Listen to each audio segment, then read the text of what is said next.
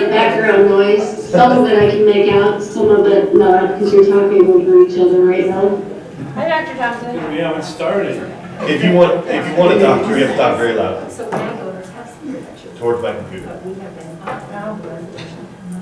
don't want to or use our mic. Thank you for Does that. that mean So something? you have to talk loud into your mic. Because the mic really is only for the TVs. Okay. Is it in? Clearly audible tone tonight. I'm just not that. This is really nice. I know. Isn't it? You know, Hey, the does he same have as to from run the his class. No? Oh, Bruce hates that. Oh, I forgot your getting whack things. He's having a very difficult time. Maybe she's yes. You can switch it. You could just switch it. She's not even here.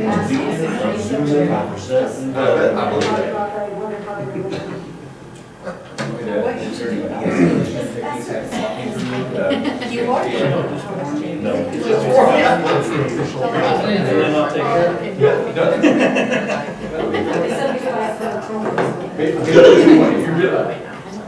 You'll know.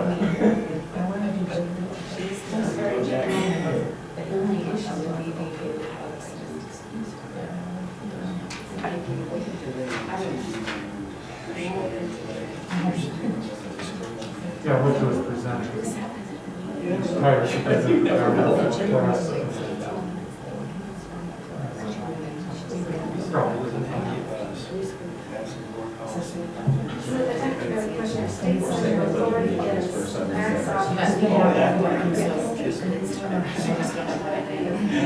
We give it a bump to the floor.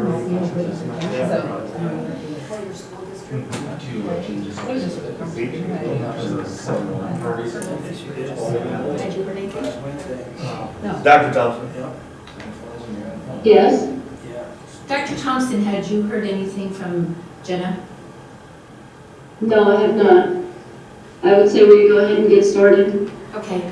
I do want to make sure that everybody realizes that Dr. Thompson is on Zoom, so please be sure and use your microphone and speak loudly so she can hear us. The Norfolk Public School District's Board of Education meeting is called to order. Roll call. Brenda Carhart, Present. Jay Clausen, Present. Tammy Day, Here. Jenna Hatfield, still absent. Bruce Mitchell, Here. Sandy Wolf. Present. We have 5 members present, so we do have a quorum. Would somebody like to excuse Jenna? I would make a motion to excuse Jenna. I'll second. We have a motion by Bruce and a second by Tammy. My question is, what if she comes in, how does that work with the motion and the excused absence? We just go ahead and note that she rejoined us at that point in time. Okay, thank you. Please vote. I'm sorry, I missed the motions. Motion by Bruce and a second by Tammy.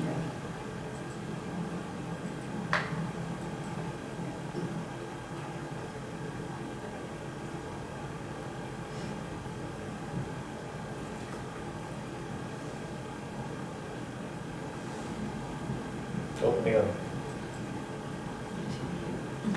Motion carried, 5-0. Make a motion to withdraw my motion. Thanks, Jenna. Hi, Jenna. I already excused you. Okay, 5:33 she is here. Okay. This is a legal meeting of the Board of Education and as advertised by the means specified in board policy. A complete copy of the Open Meetings Act is posted in the boardroom for your review.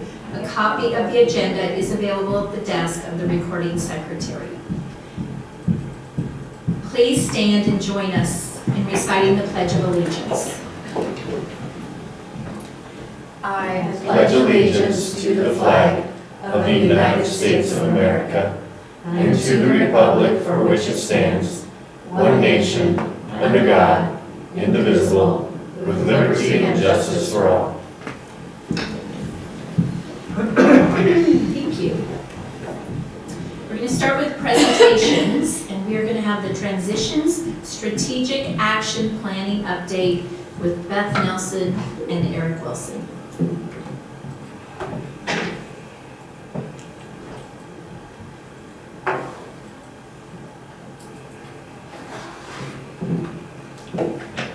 Thank you, Madam President.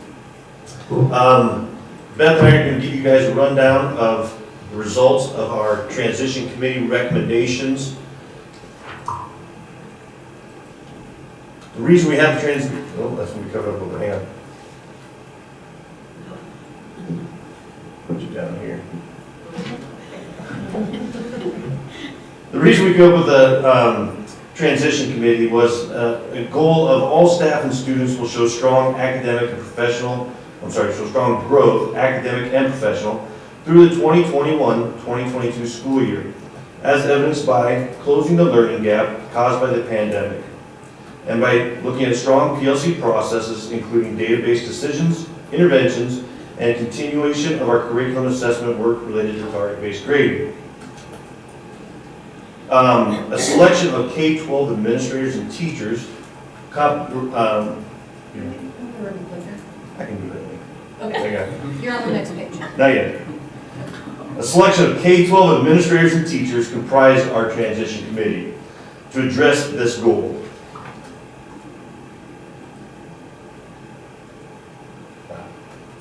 He has a lot of things he's multitasking. It's good. We got this. Out of that meeting with the administrators and staff, it was clear that we did not need a bunch of new things to help close this gap. But instead, it was more important to reset those things that we know and that data supports as positive interventions, and then expand those offerings to those in need. This slide lists the areas that the committee felt were areas we needed to focus on. Each one of these we will go through. Beth and I will discuss with you quick about how we will implement those in the coming future here. Okay, so the first one is on summer school, and I want to point out that as we go through slides, we have a few green dollar signs, and those just indicate that we've discussed what costs would come because of those items, and we've detailed out with Dr. Thompson and Dr. Robinson a financial plan moving forward for those items. Our summer school will be in the traditional time frame that we typically have. It'll run from June 2nd through June 25th. And 9th through 12th grade is always and traditionally focused on specific learning targets that they missed during the year, or that students are also accruing additional credits to advance and work for schedule flexibility. That will remain the same. In K-8, students have been selected and they're invited based upon a matrix that includes course grades, their math test results, their reading fluency and comprehension results, and teacher recommendations. What's different is that we are incorporating very specific programs in K-8 that include some diagnostic, differentiation, and progress monitoring in both of the subject areas of ELA and math. We're going to also do something a little different. We're going to do some targeted training with teachers before summer school, just simply because of the newness of those programs. As Beth mentioned, ELA and math came to the top from our data analysis as areas that needed to have a focus. So K-6 MTSS implementation reboot was something that we started MTSS implementation a year ago, made some good progress until March of last year, and then obviously have been placed on hold since the pandemic. So MTSS training and updating of the communication to teachers with support of collaboration, implementation with our MTSS decision-making rules, regular meetings of data teams, and then just refreshing and training of interventions and purchase intervention products necessary for continuing to move our MTSS forward. Also within English Language Arts, K-6 research-based reading interventions such as corrective reading comprehension, early intervention reading, and additional Core 5 subscriptions, which is a program we currently use. Letters training and science of reading are instructional tools. This is a priority from the Nebraska Department of Education. This is updated brain research on how we learn to read and how we can help students learn to read better. In the 7th through 12th grade, our systems are much different once they become 7th graders because our buildings operate differently. We're more in a content department category. So they will also work through staff training and collaboration to put some strategic interventions in place, but it's absolutely a strategic problem solving that they need to work through to do that. Also with ELA and math, we have the IXL program, and if you're a parent with children in the district, that is something you've probably heard of. But what we're going to do is we're going to reboot and refresh the concept of using that, because there are diagnostic and differentiation in there that we could do better. We could just do a better job with that. And then there are some Achieve the Core items that are specifically submitted and available to us from the state as research-based information on the content and the strategies used for core instruction, like the core of what you do, the core of what you do in your content area. And those are some things we're going to review with teachers. That I don't see that as being involving anything dynamically different for teachers, but maybe a review or a refresh. We've kind of lost sight of some of the things that we've been looking at in the past. Most of this involves internal professional development that will be just embedded throughout the school year.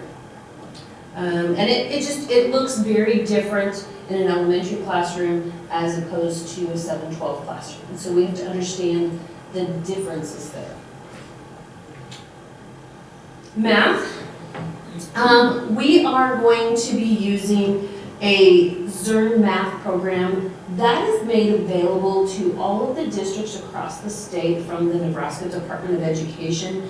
Zern math is a high-level research-based program, and it has a summer series, and then it has a regular core program series, and we're going to use that summer series during summer school, obviously, and then we have a group of teachers that will pilot it in the regular classroom next school year. We're going to do some comparisons to what we currently have to see if it emphatically is better than what we're using. And so we look forward to that opportunity. And if we choose to move forward, that would be a district cost, but that would be within our curriculum cycles as well. Concepts of implementation for MTS in K-6, that's along what we were talking about when Mr. Wilson mentioned MTSS in ELA. Those same kinds of concepts and decision rules need to be worked on and developed in the area of math in K-6. Dreambox, that is something we're piloting right now, and we will continue to pilot that this summer. It's a specific math intervention, and it's a little bit more intensive. It is rare and difficult to find a math intervention program. There are several for reading and very few for math. The verdict is out yet. We don't know how that's doing. We're just getting started in that pilot. So you will likely hear more about that later. Highly ranked as a priority for teachers was rebooting our PLC processes. Strong academics are established with a guaranteed and viable curriculum. There are systems in place for PLC teams to design a guaranteed and viable curriculum, as well as analyze data. We heard across the board, we needed the time this year with COVID and helping our students out that were quarantined and providing work for them, but many of our staff members commented that common time together working on their curriculum was something they missed, and something they knew needed to be there for effective education. So, first part of this one is reintroducing our curriculum cycles, which are teams that meet on regular rotation to work on our priority standards, our learning targets, proficiency scales, develop assessments, and then analyze the data from those assessments to determine what changes need to happen with our curriculum. The PLC Basic Refresh for all staff will be that getting PLC developed with our building administrators to revisit 4 key PLC questions. And that's for all of our staff, just as a general refresh of those 4 questions. What are we going to teach? How are we going to know if they got it? What are we going to do if they don't? What do we do if they do? And then district PLC professional development. This is more about our new staff coming on that haven't had the training or exposure to PLCs that we have had, and most of our staff has had, that's been in our district for a while. So providing them opportunities to help strengthen their PLC processes as they become new to our district.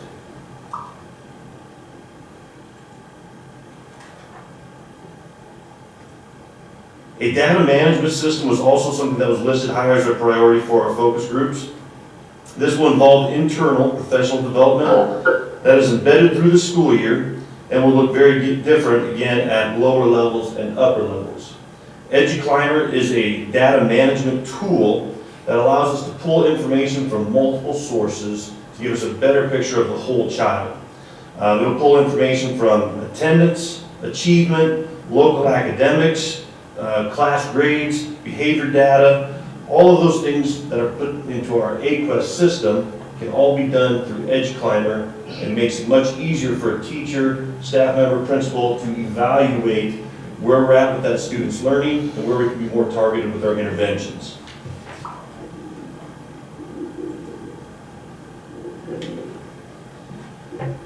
Equitable access, providing technology and hotspots to our students.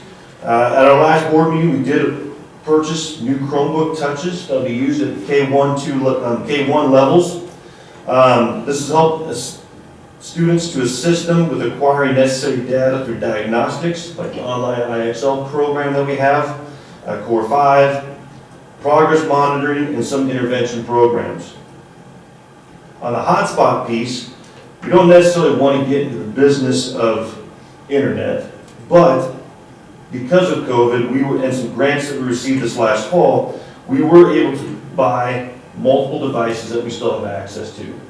And because we have them, we can provide continued access to students when they're on bus trips to athletic events, long-term absences, if students out for surgery. You know, the internet at home, we can still provide them with some access through things like that. So because we still have the funding there, that would be another piece that we could use.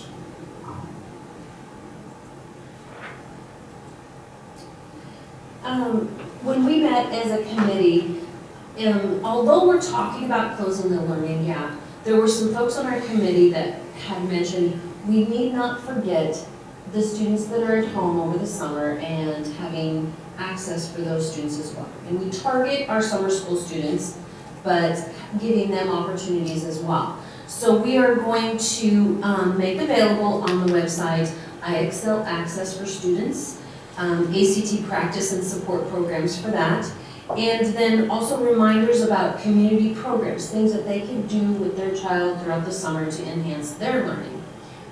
There may need to be some tutorial items that we'll need to put together from the teaching and learning department just to help counsel a parent on, well, how do we use this IXL? What am I looking for? What should I see?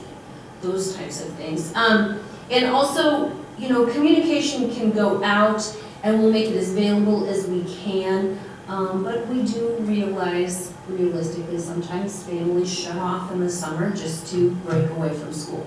But we do feel like this is something we can make available if they are wanting it.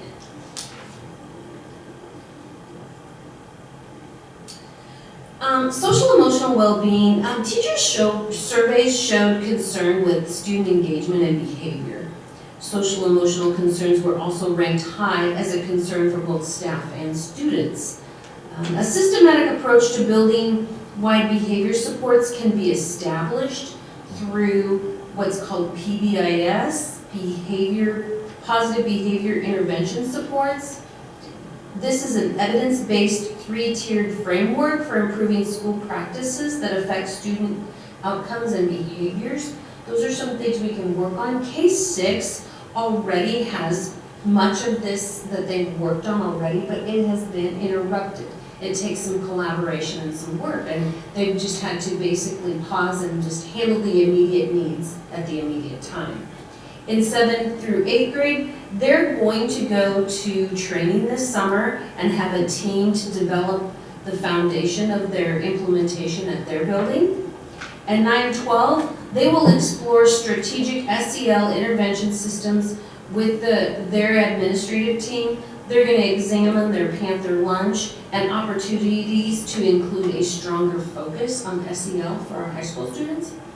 But overall, the committee recommended that the SEL also have a further deeper study. So we're not really done with this piece yet. You will hear more.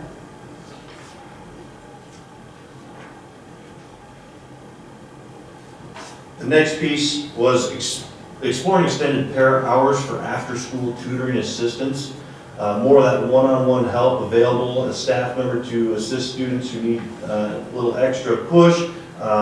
We have our achievement centers available for our students. At times there can be not enough staff in there for the students that we have.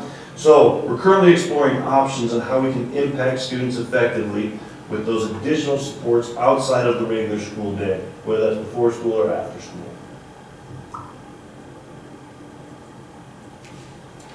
So in closing, I'm going to talk you through our tentative timeline for moving forward with our new rebooting of the paused intervention systems that will be key in allowing us to close the educational gap caused by the pandemic.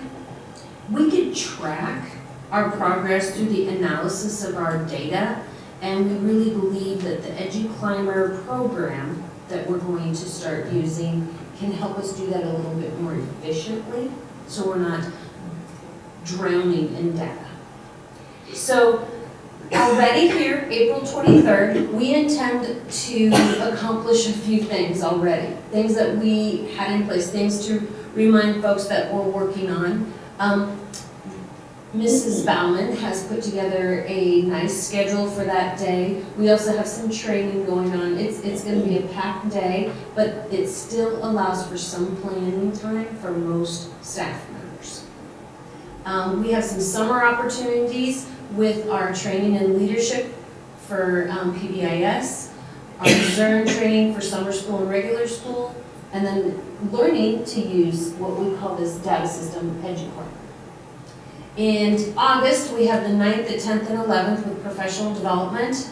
We'll be doing some PLC rebooting, some PBIS in the K-8 buildings, and some core instruction and instructional model review and work. And we traditionally have an October PD day, October 25th, and we will introduce EduClimber to all staff, do any revisiting or continued work on PBIS. And then we will also look at some special interest topics that teachers have mentioned they could continue to use support and in student engagement, de-escalation, or even data management of student information. January 3rd, okay, it's a little bit more vague as we move on because the pivotal point is what happens in October and how we respond to what happens in October usually drives what happens in January and the following April. So we're anticipating that if everything up till the October point happens like we planned, we would have our teams working on those 4 PLC questions, a deeper dive into their particular area. In January 17th, we have a traditional ESU 8 professional development day where we collaborate with all of the community or the surrounding schools. And then April 22nd would be similar to what we have as April 23rd this year. But we'll see how everything else shakes out. We'll see where we're at from a year from now. Are there any questions that Eric or I could answer for you? That was quite a bit there. When you put together the list of students K-8, was that based only on grades or absenteeism? How did you choose which students K-8 you're planning to?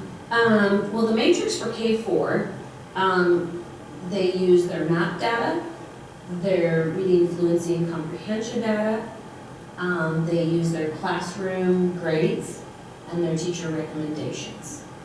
In 5-6, it's very similar.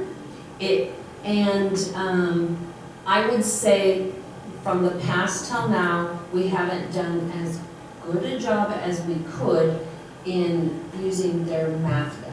But that's what we're hoping to grow to. So a year from now, we hope that we can include that. 5, 6, 7, 8 are very similar. I know 7, 8, they look quite a bit at their course, like what targets they're either missing or not in courses, because it's getting really close to senior high. So we get to catch whatever specific skills they're missing. And the whole point is to catch all of those skills. And this information has already gone out to parents or is going out for summer?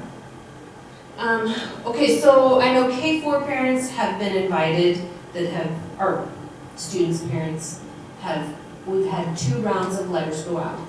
They have to respond, and then if we don't get the response, then we go to our next, our second priority students until we feel like we have a number that matches the number of staff members we can fulfill. 5, 6, I believe his letters went out, Correct. and I'm unsure about 7. I don't know. And the response has been good?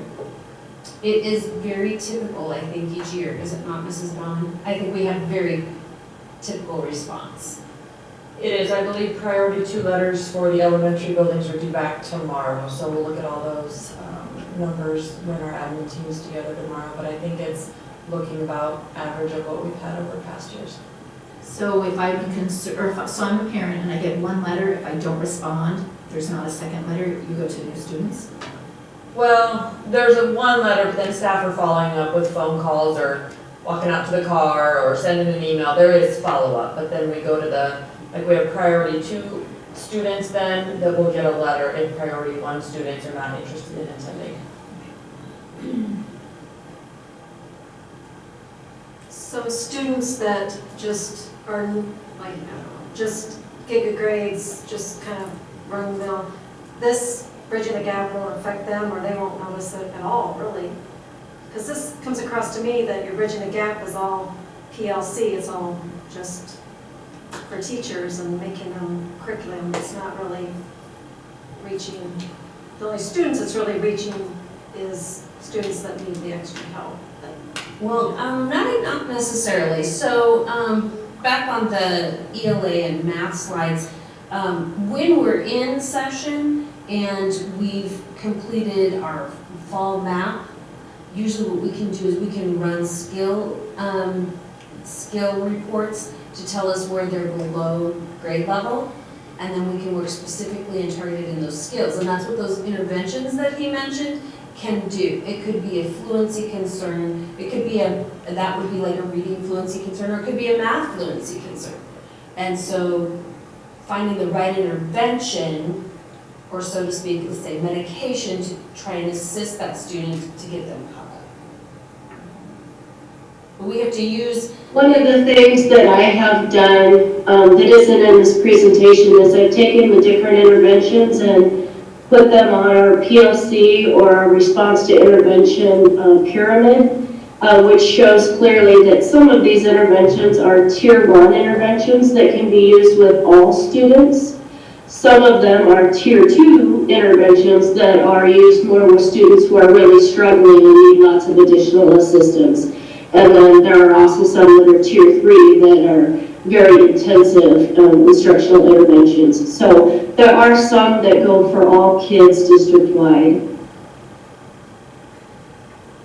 I was just, thinking, I thought this would affect more kids than just the high needs one, I guess. I assumed wrong. I think the tier, like Dr. Thompson said, tier 1 intervention, that's for every kid in every classroom. As a classroom teacher teaching science, I give my formative assessment, and I have a group of kids that are maybe struggling with one concept. I can use an intervention within that tier 1 group to help them get caught up before we take our summative assessment, so that we're not, the student doesn't have to go back and try to do more. We're trying to catch them up and before they've got that summative assessment piece. So again, that's for that tier 1, which is every student.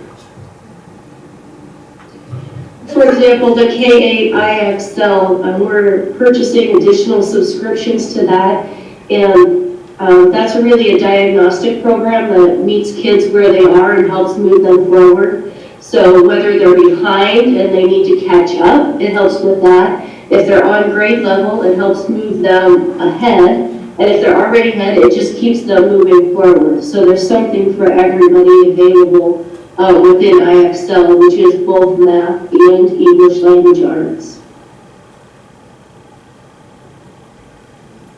Is the pilot program that you mentioned for the Zern math, is that across all grade levels, or do you have that targeted for specific levels? It's for K-8. K-8. Thank you. And I just had a question about the PLC reboot. There were dollar signs next to that. What will you be investing in that's different from what PLCs were in the past? PLCs are consistent in terms of, oops, okay. Click off I and have then go that away. on mine too, that's weird. Okay, Sorry. I'm sorry. PLCs are consistent, but what happens is, we have new staff all of the time. So everybody's at a different level of understanding on how PLCs come together and support the school district. Now, you know, we haven't had a regular, consistent PLC meetings all school year. And so if you were semi-new to the district, you may be kind of forgotten all about how that works. And if you're a veteran to the district, you maybe even forgot a little bit about how this goes. You know, we're just like kids. We need spiral in sharpening the saw of our profession too. I just didn't know what the funding was used for, if it's the same system and investing in. Well, The funding will be for the professional development for teachers, either brand new teachers who have not had that opportunity, or even for some of our veteran staff that need to have, you know, a refreshment because we've not done this really for a year, and we want to make sure that we get back to having professional learning committees with fidelity. Okay, so not just people getting together, it's more if you need a targeted development or training of some kind, that's where the funding comes in. I'm sorry, I was thinking just your regular Wednesday, 2 o'clock PLC time. Okay, thanks.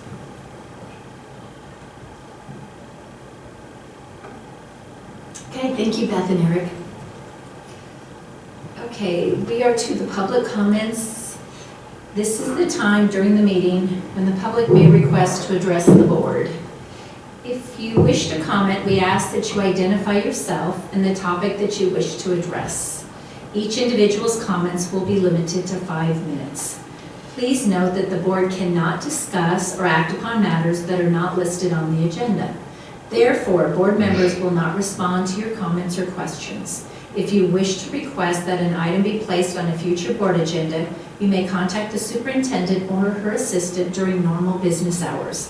Also note that concerns related to school personnel need to be addressed to the superintendent using the approved district protocol. I'm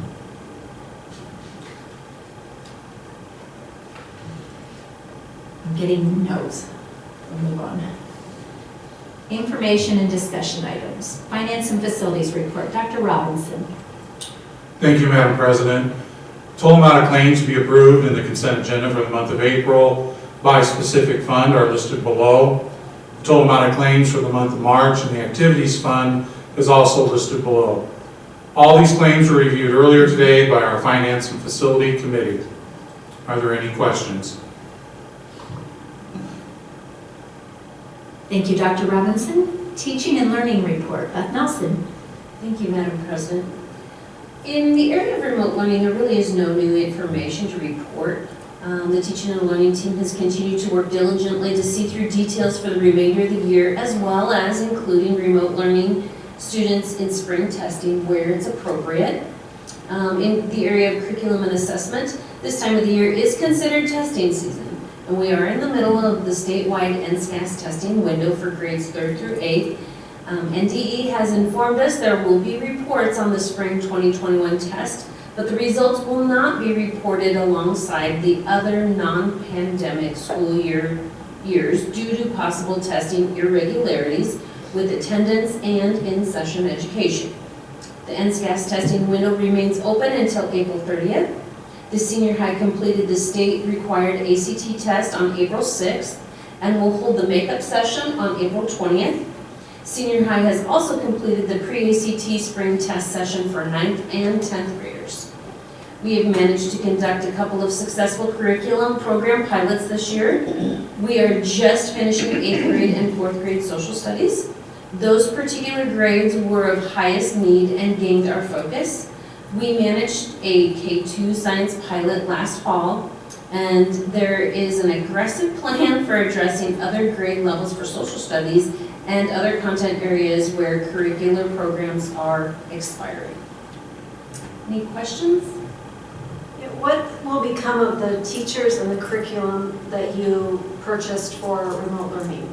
Because it's my understanding you won't do remote learning in the fall. Well, I'm not of authority to say we won't do remote learning in the fall. I don't believe that is our intention. But we bought just subscription-based items, so they will expire. Always. Yep. So if we did remote learning, we'd have to buy them again. Correct. And then the teachers, it was what, 4 or 5 teachers you hired to do remote learning? Yep, and we'd probably have to go back to the drawing board on that too, as well. But will they just lose their jobs then, or do you find other jobs for them in the school district, or? They were on short-term contracts. They were not hired on a long-term basis. So they knew then. They knew this was a limited situation. Thank you, Beth. Student Programs Report, Mary Lord. Thank you, Madam President. Our ELL students completed the ELPA summative assessment, and we anticipate that we should hear the results before the end of the year, so hopefully in the May meeting I'll be able to share how our students performed. Our nurses on March 31st, the Elkhorn Logan Valley Public Health Department provided the first round of the COVID vaccination to Norfolk public staff that chose to receive it. The second round will be provided on April 21st, 2021. In special education, I will attend the NASA Spring Conference in Kearney on April 29th and 30th. The focus of the conference will be leading for inclusion. District special education staff will meet virtually on April 28th during PLC time as a following closure for the year. MTSS leadership team met with the state facilitators Jane Byers and Casey Jo Herner. We reviewed the district decision-making rules and talked about our next steps. PBIS follow-up training will happen virtually for our building teams and administrators in June. Any questions? Thank you, Madam President. Thank you, Mary. Student Services Report, Eric Wilson. Again, thank you, Madam President. Again, thank you. There's a reminder that kindergarten roundup will be held on April 28th at our neighborhood elementary schools. This is an important event for our soon-to-be new Panthers. There will be activities for students and information provided to parents about Norfolk Public Schools at the event. Also, some other important upcoming events at Norfolk Public Schools would be that our junior and senior students will be getting an opportunity to have prom on May 1st with coronation at 7:30 p.m. and a dance to follow. I want to say thanks to all of our senior parents and community partners that have made it possible for these students to have a post-prom that evening as well. The other big event, we'll make sure that gets on your calendar, is we are hosting our graduation ceremony May 16th, which is not far away, 2 o'clock, Norfolk Senior High Gymnasium. And then last thing on the safety side of things, members of our district safety team were able to attend a 2-day virtual NDE-sponsored emergency operations planning conference. We were able to update our EOP, which was quality training that allowed us to develop plans with local fire, police, and emergency management services to be better prepared to respond to emergency situations within our schools or our community. Our team will be finalizing that plan over the summer and bringing the completed EOP to the board for review. Any questions? When will you decide how graduation's gonna go? Like, will you wait until that week then to decide who can come and how many graduation ceremonies, or? So the ceremony currently is set for 2 p.m. Number of tickets is always the question everybody wants to know. I believe with the current protocols, it would be 4 tickets. per family, but that has not been finalized, I do not believe yet. Hopefully as we get closer, we'll have a better idea of where we're at within the pandemic for that gathering. But right now, you just intend to have one ceremony with everybody with tickets to be decided. That is correct. And this is a really large class, so you may not be able to get the typical number of tickets, even if it was a normal time, correct? Yes.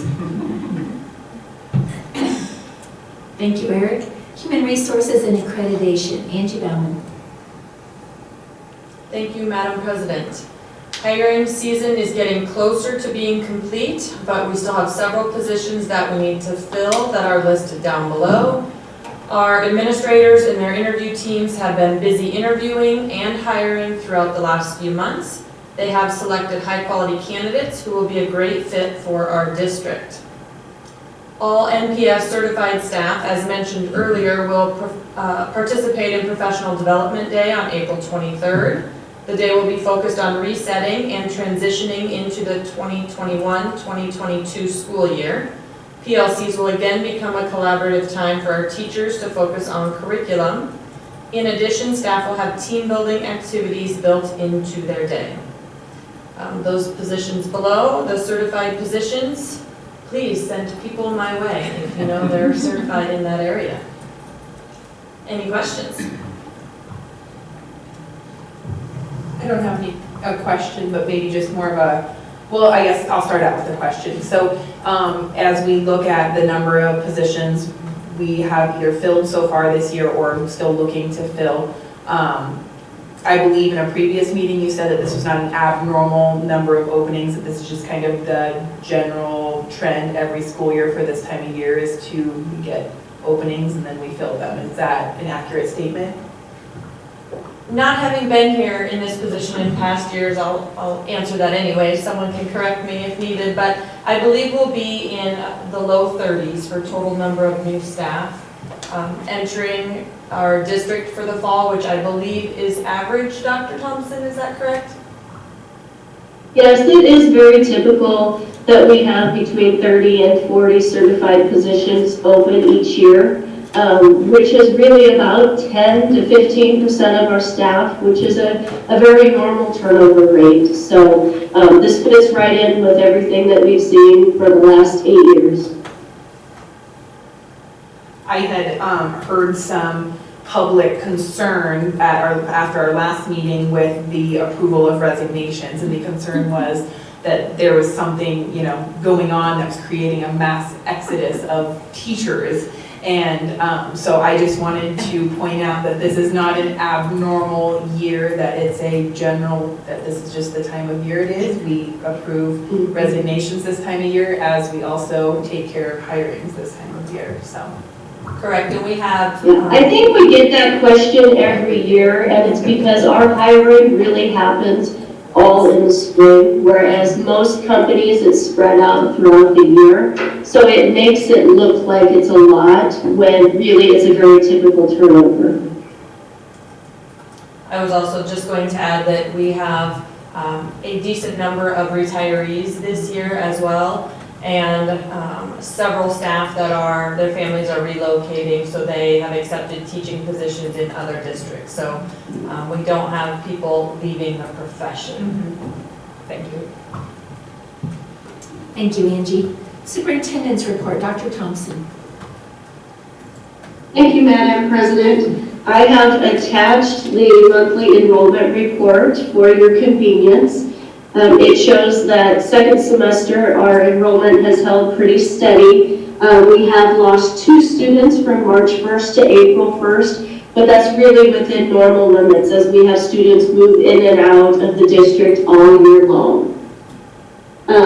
In regards to CARES funding, guidance from the federal CARES funding continues to be revised and refined. Dr. Thompson and I are watching those changes very closely as we work to make the most efficient and effective use of those funds. Round 1 funding has been allocated to cover our staffing expenses related to COVID. A good portion of Round 2 funding will also be allocated to staffing expenses. and we anticipate that additional funds may go towards HVAC improvements and technology purchases.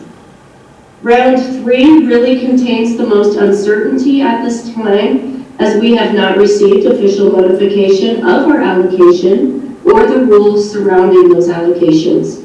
We do know that a percentage must be allocated to assist with students' learning loss. This is where the work of our transitions committee comes into play. We will rely heavily on CARES funding to help pay for the curriculum, technology, interventions, stipends, and professional development that are listed within that plan. These funds may also be used to fund other curriculum and technology purchases, as well as possibly some capital improvements related to air quality and space issues. Dr. Robinson and I anticipate that we will discuss this further at a special finance and facilities meeting once we have official allocations and guidance. However, I do want to note that we are very thankful for this influx of funds to assist us with COVID-related expenses, including our students' learning loss. These funds will help us to move forward without utilizing cash reserves for those expenses. And then I have listed some important May dates for you. May is traditionally a very exciting month for students, staff, parents, and board members. Please check your calendars to include the following special events: Staff Appreciation Day, National Honor Society induction, graduation, and our Life Completion Program. They're all very special events. Do you have any questions for me?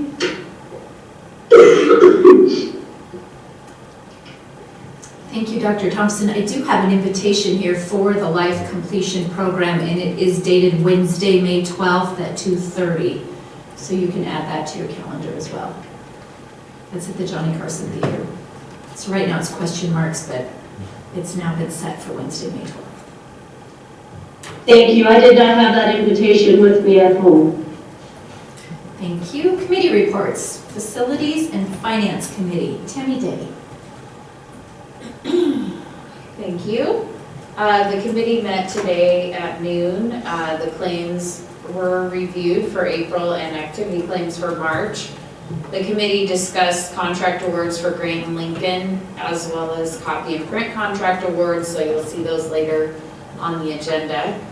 Updates are provided on the current facility projects in the district, and a discussion was had about the NRD grant for playground equipment that the district has applied for. In addition, we discussed new maintenance and custodial leadership at Grant, Woodland Park, and Senior High due to retirements. Our next meeting is May 10th at noon. Thank you, Tammy. Government Relations Committee. Jen Hatfield. Thank you, Madam President. The Government Relations Committee met on March 17th, March 24th, and March 31st to discuss bills that have a significant impact for NPS. The following actions were taken as a result of those meetings. Dr. Thompson has visited with Senator Flood regarding each of these following bills and was able to discuss pros and cons and possible amendments to those bills. He's been very open to hearing our suggestions and has been great to work with so far during this legislative session. Sandy Wolf sent a letter to all senators regarding the burden that LB 644 would place on local school districts, including the requirement for NPS to hold a joint hearing with the city, county, and other local entities, and to also send postcards to all patrons of the district to notify them of our tax asking each year. This is already published on our website and in the Norfolk Daily News.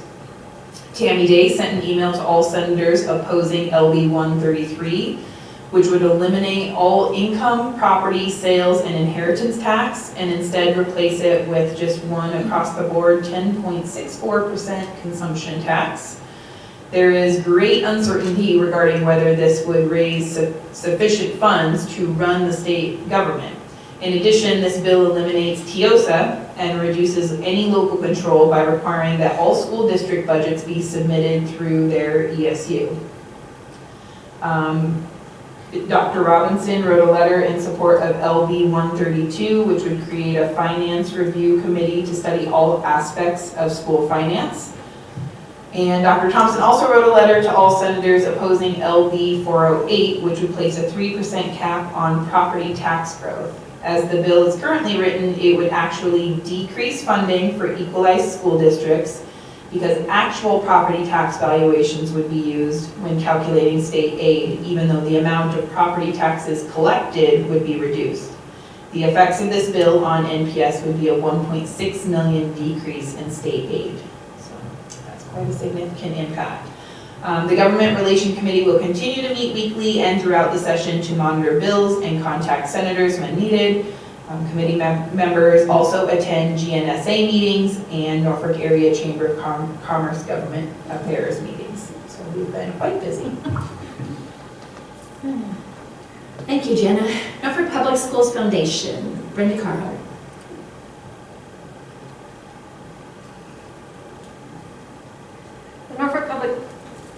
The Norfolk Public Schools Foundation Board of Directors met on March 15th at 4:30 at the MPS Administration Building. 9 board members were present and 5 board members participated via Zoom. President Bobby Tyson called the meeting to order. The board reviewed the meeting minutes from February, the financial reports, and the IRS 990 tax report prepared for 2020. Executive Director Sarah Dittmer shared with the board that she had provided the annual report to MPS Board of Education on 3/8/2021 as required. Strategic Action Team members to the classroom funding strategic goal gave an update to the board as what they had done in the first quarter. The efforts included looking for donors to support the creation of an endowment to fund the Norfolk Public Schools Foundation grants in the future. The long-term goal intends to raise enough money to fund an endowment that will support a baseline amount to the grants annually each year and will enable fundraising efforts for unrestricted funds to support operational expenses, additional grants, or projects of greatest need. Just take the burden off of unrestricted funds. The Scholarship Committee Chair informed the board that scholarship selection preparations are underway and all volunteer positions are selected. MPS is very grateful for all the volunteers that it takes to put out our scholarships and our classroom grants. There's a lot of work right now that our foundation is doing for volunteers. After 11 years of service to the foundation, Sarah Dittmer has given her resignation effective May 21st, 2021. Board members expressed their gratitude to Sarah for her hard work and commitment and wished her well in her new job. The board discussed the hiring process to replace the executive director with an intent to fill the position prior to the end of the school year. Is there any questions? What's the timeline, Brenda, do you know, for hiring someone? I know it says the end of the school year, but. Well, the applications are due by tomorrow, 4/14, and then we have a tentative meeting to do interviews yet this week also. Oh, wow. So, yeah, so far we've got good candidates that have applied. We're hopeful, we'd like to get someone in so that we're kind of rushing this along, because whoever we hire has to get 2 weeks, and we want them also to train with Sarah, so we're trying to keep this moving so that we get some carryover time to work with Sarah before she leaves on 5/22. Thanks, Brenda. Minutes of committee meetings, the minutes of the April 7th nurses meetings are attached. So now we're into consent agenda. The minutes of previous meetings for March 8th and March 25th school board meetings are attached. Under personnel for contracts, Dr. Thompson. There are 6 contracts for your consideration this evening. Wappy Burnt, Certified Elementary Media Specialist at Westside Elementary. Bridget Kanabi, K4 ELL Teacher at Jefferson Elementary. Corey Linton, Social Studies Teacher at the Senior High. Tatiana Moore, Social Studies Teacher at the Senior High. Olivia Santiago, Special Ed Teacher at the Senior High. And Benjamin Sullivan, Social Studies Teacher at the Senior High. Thank you, Dr. Thompson. Resignations.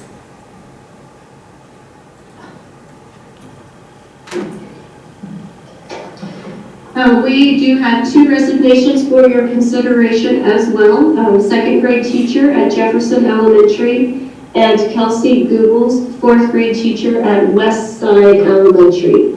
Because these resignations were received after our annual deadline and there are no extenuating circumstances, I have recommended that they're both approved pending an acceptable replacement per our board policy. However, I would note that due to the nature of these positions and the number of applicants that we have received for similar positions, we do not anticipate that we will have any trouble filling these 2 positions. Thank you, Dr. Thompson. And claims, Dr. Robinson? Thank you, Madam President. Attached are the claims for the month of April. These claims were reviewed earlier today by our Finance Facility Committee, and we have no conflict statements to be read for this month. Thank you, Dr. Robinson. Is there a motion? I'll make a motion to approve the consent agenda. I'll second. We have a motion by Tammy and a second by Bruce. Is there any discussion? Please vote.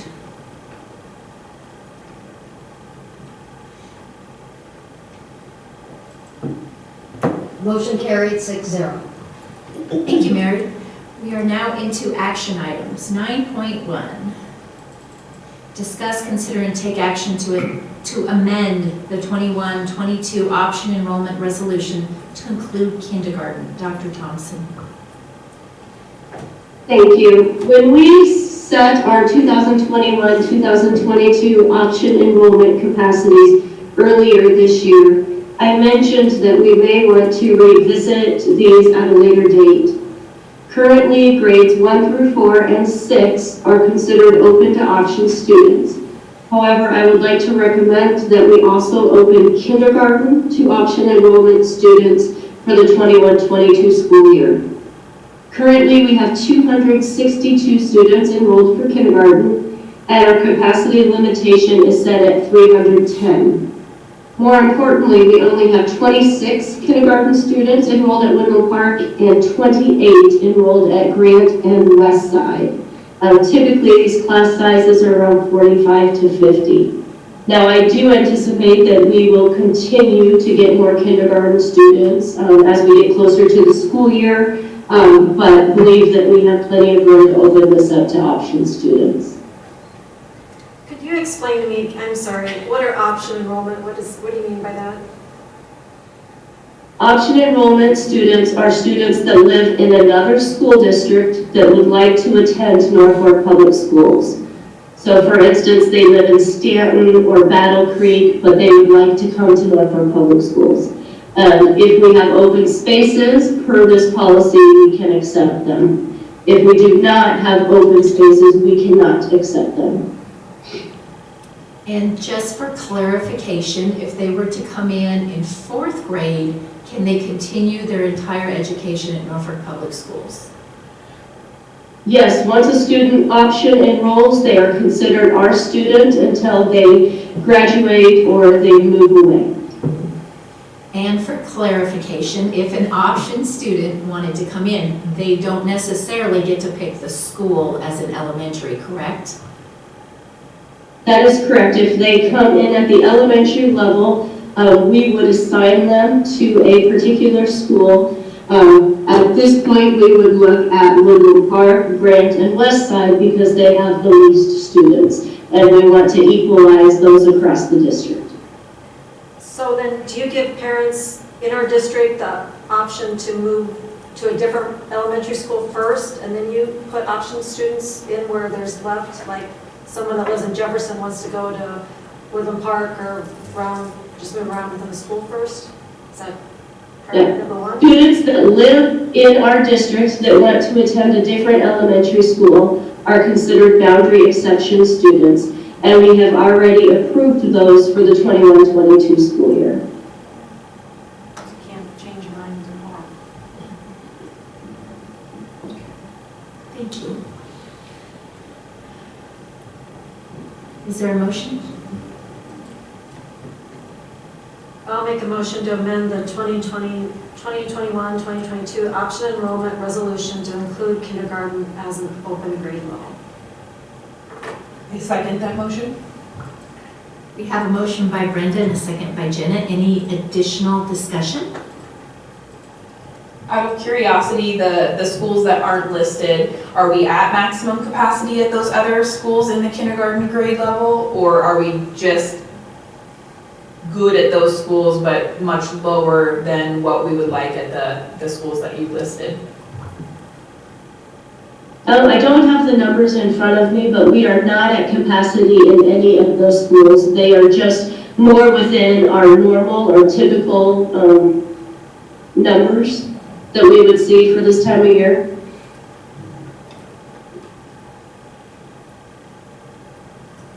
Please vote.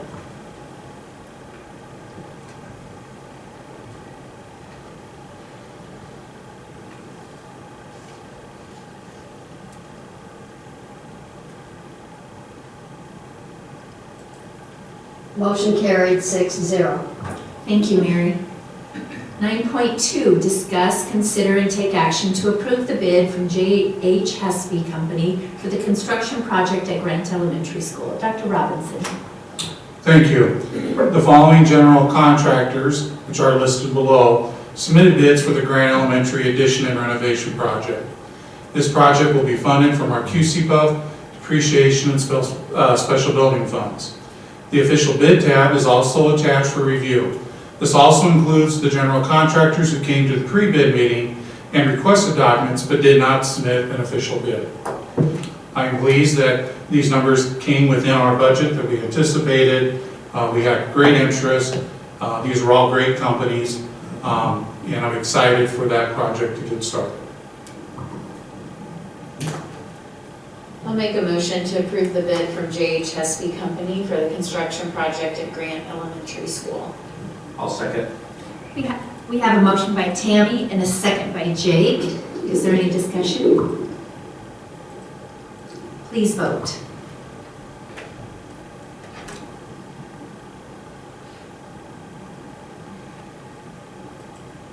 Motion carried 6-0. Thank you, Mary. 9.3, discuss, consider, and take action to approve the bid from Ott Construction Company for the construction project at Lincoln Elementary School. Dr. Robinson. Thank you. Once again, the following general contractors listed below submitted bids for the Lincoln Elementary addition and renovation project. This project will also be funded from our QCPUF, depreciation, and special building funds. The official bid tab is also attached for review, which includes the general contractors who came to the pre-bid meeting, requested documents, but did not submit an official bid. Alternates were also provided for completion of additional parking on the north end of the existing staff parking lot. The district will not pursue accepting of the alternate at this time. Once again, I'm excited for this project to take place with the work we've already done at Lincoln and to finish that facility as it moves to a full 2-track over the next 2 years. I'll make a motion to approve the bid for Audi Construction Company for the construction project at Lincoln Elementary School. I second that motion. We have a motion by Brenda and a second by Jenna. Is there any further discussion? Just a question, when will we see dirt move? When will these projects start? We will have what I call a contractual meeting, hopefully by next week, where we establish contract. And then I usually push hard. I need to see timelines. I want them by the mid-May because they can start doing such things as surveying and civil work now. And we are having school in session, and that's my job, is we have to be done by next summer to get them done and ready to go. And with construction, as you know, you have intent and you have reality.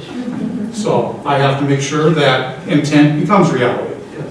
So I hope that answers that. Summer. Hopefully by May. We'll start seeing people. As far as dirt movement, I would say this summer we might, especially at Grant. A lot of that is on the outside and not disruptive to the interior of the building. They do need to get footings and so forth started for that elevator that's going to be built on the outside and the back side of the building. And you said construction would run through next school year and be finished in 22? All completions dates in the contracts were right at June of 22 for both projects. Okay. One showed a little sooner than that, can't remember which one it was, but it was not much more than a month. I'll be honest with you, it'll be June of 22 by the time we get to the punch list. Well, it's exciting to see these moving forward. I think these will be great enhancements to our elementary buildings.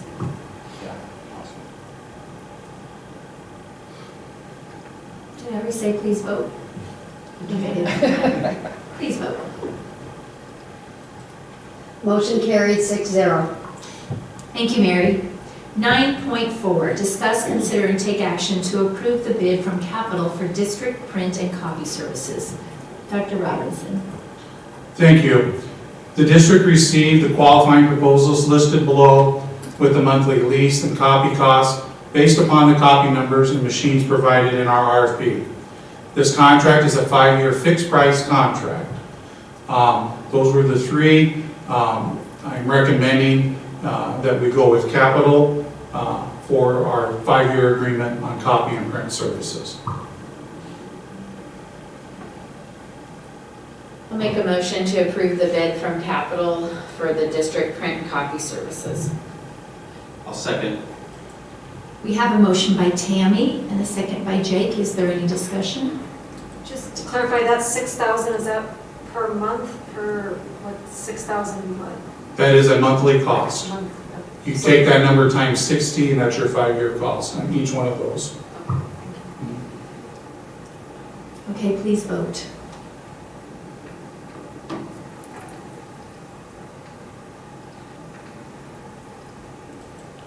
Motion carried 6-0. Thank you, Mary. I do want to say thank you to EECS for 10 years of service. I know they did a great job. It's unfortunate that they didn't get the high bid. 9.5, discuss, consider, and take action to approve the second and final reading of Board Policies 9,000 to 9,370B related to bylaws of the board. Dr. Thompson. Thank you. No changes have been made to these policies since their first reading last month. The recommendation is that they are approved. Is there a motion? I make a motion to approve the second and final reading of Board Policies 9,000 through 9,370B related to bylaws of the board. I'll second. We have a motion by Jenna and a second by Tammy. Is there any discussion? Please vote.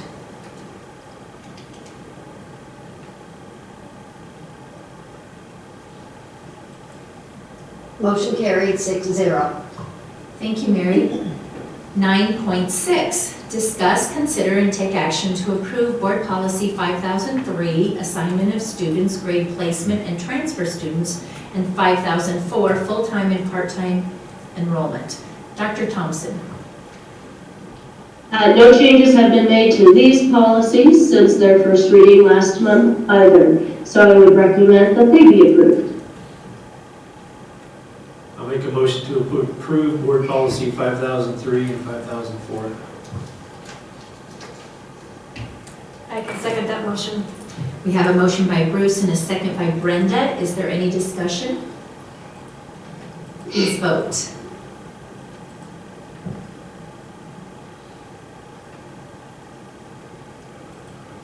Motion carried 6-0. Thank you, Mary. Well, that's the end of our meeting on this beautiful April day. The second monthly meeting of the Board of Education has been tentatively scheduled for noon on Thursday, April 23rd. The next regular meeting of the Board of Education will be held on Monday, May 10th, 2021.